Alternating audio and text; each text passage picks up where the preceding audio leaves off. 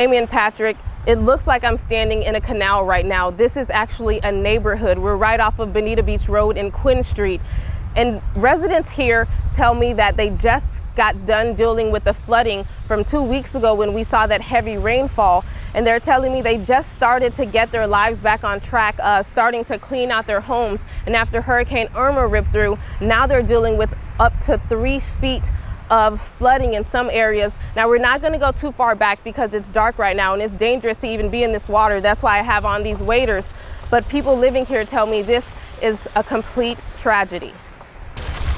Cars stalled on the road in Bonita Springs. Water flowing over Bonita Beach Road, leaving this community underwater after Hurricane Irma ripped through Southwest Florida. Jefferson Garcia lives back here. The only way home now is by kayak. You're just lucky to be alive, you know? So we've gone through maybe 3 blocks already in total devastation. I mean, you can see things. That's a couch that was probably inside of someone's home. That's a chair, another couch. This is really, really, I don't even have words. That car practically submerged. And this is a community that just dealt with flooding 2 weeks ago.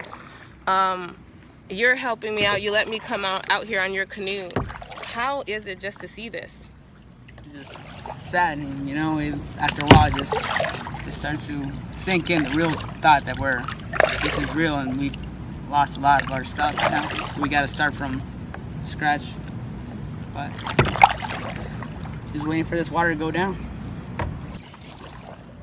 In some parts, the water is waist deep. We're gonna try to get out to give you guys a better look at just how deep this water is in some communities. But some of the homes were built up a little bit higher, so they were a bit better off. Like this one, for instance, you can see the water is maybe up to 1 inch or 2, but then you have other homes like this one right next to it, where there's probably 3 feet of water inside.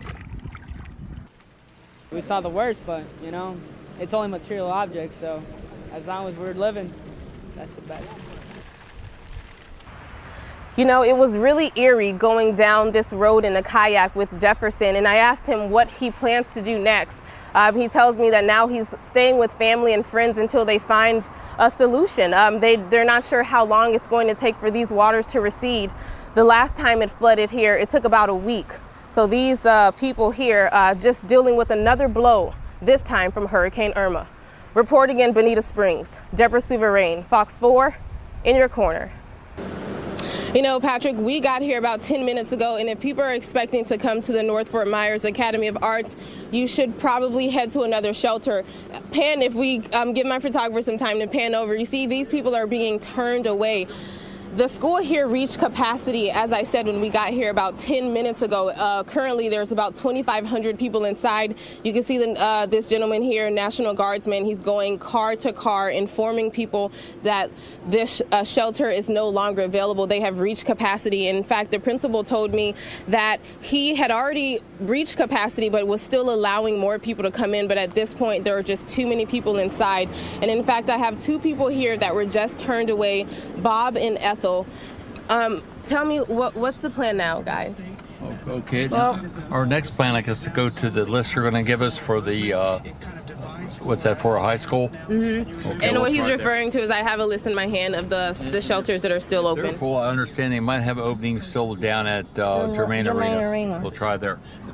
What did you guys hear that made you want to evacuate at this point? Somebody told us earlier or whatever, and then we started looking for it, and we couldn't find the place. We couldn't find the right road, so Is they your just home said safe enough if you don't find shelter? Well, she's probably going to stay. I'm going home, make sure our home is kept safe. I've got shutters on there, but I want to make sure home is secure. I'm going to stay there. All right, guys, be safe and stay put. I'm going to give you this list, so just give us a second. But you guys, this is a very fluid situation. You can see just how upset and distraught they are. They've been looking for a shelter. They tell me they came here twice, went to other places, and now they're being turned away because this shelter here has reached capacity. Now, The list he was referring to is in my hands. I'm going to read off the shelters that we are told still are able to accept people. Now, Germain Arena is still able to accept people in Estero. Mirror Lakes Elementary School, that's where they plan to head next. That's in Lehigh Acres. Now, the next shelter is Veterans Park Recreation Center. That's also in Lehigh Acres. Now, we're going to stay out here and try to speak to a few more people, help some people out, and share this information with them. And you can see people still coming in and they're getting turned away. So it's a fluid situation. But what about the storm surge, though? If that comes over 10 feet, possibly. My boat floats. My boat floats. I'm going to be on top of it. If you need a ride, I'll ride over to your house and give you a lift to work. I can't believe you're smiling right now and making light of it. That's a boat. I mean, we're going to float. No matter how deep the water gets, Is there any point, at any point, do you think you might change your mind and leave? Yeah, if the weather got so bad that tornadoes and stuff, and but I just don't see that. We're in too well a protected area right here.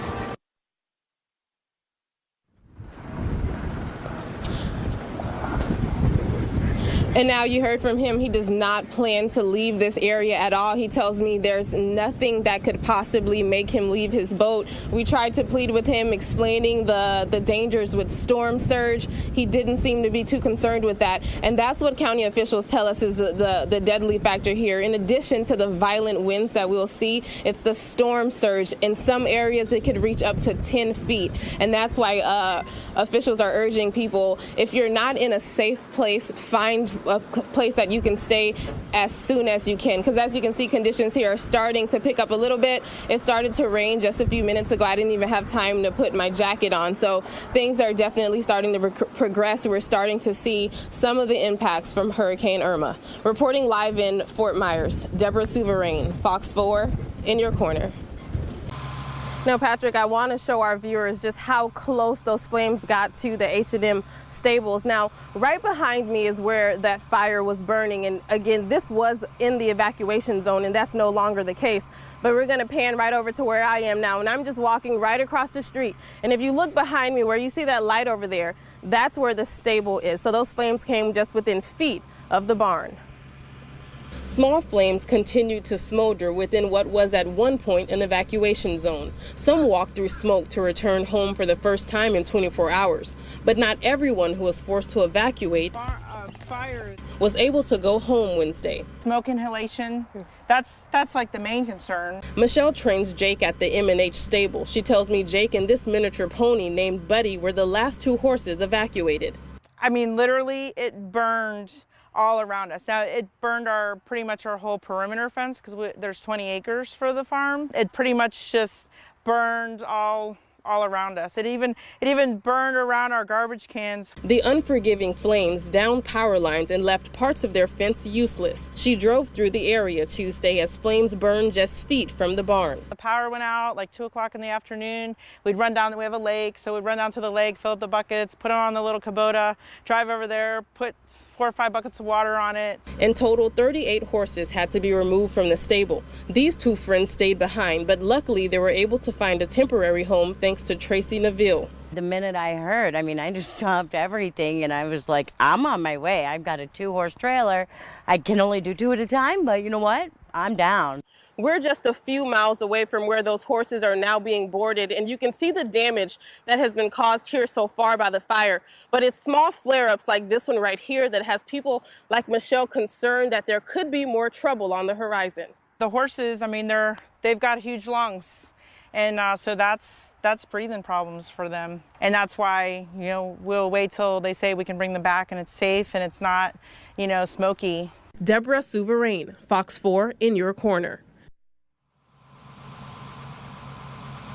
And we're just right across the street. I wanted to get into the woods where the fire was burning to give you guys a look at just how bad it just really tore through this area. Now, this is completely dry, but what we have noticed in the past couple seconds is that it started to rain a little bit. So we got excited about it once we saw the raindrops coming down. So it's very light right now. You probably can't even tell through the screen, but it is sprinkling just a little bit. And this is probably the best news that the firefighters have gotten so far in this community. We're going to send it back to you now, live in Naples. Deborah Souverain, Fox 4, in your corner. Amy and Patrick, we just saw a few utility trucks drive down Briarcliff Road headed to repair power lines in this neighborhood. And I don't know if you can hear that, but there's a loud sound of croaking frogs in the background. And it's all because of all of this right here that's surrounding me. All of this still water. I'm actually standing in someone's front yard. It doesn't look like it right now, but you can see when I take a few steps back, the water just gets deeper and deeper. Now, this home is, people living here and around this neighborhood are seeing a lot of this, and residents weren't only dealing with the water here, they also were hit with high winds. Amy and Patrick, the roads are beginning to flood a bit in this neighborhood, but as you can see, cars are still able to get through. But what people are really talking about here is the wind gust that came through this area. I just want to give our photographer time to take a step back so that you guys can get a view of this tree. This thing is absolutely massive, and it gives you an idea of just how strong the winds were that came through this area. I mean, just take a look at the base of this tree here, the diameter. It's huge, these roots. It gives you an idea of how strong those wind gusts were. Now, this home was just on our way to another home in this area that saw some wind damage. We want to show you that video right now. You'll see that a lanai screen at that home was completely destroyed, parts of it falling into the pool there. Now, the homeowner at that home didn't want to go on camera with us, but they tell us that that damage was indeed caused by high winds that went through the area. Also, some uprooted trees in front of that home. We spoke to someone who lives next door. He says he went on a lunch, came back and saw the damage. At lunch, I mean, the wind had picked up to a pretty good speed. I'm not certain if it was just strictly wind damage or possibly a tornado.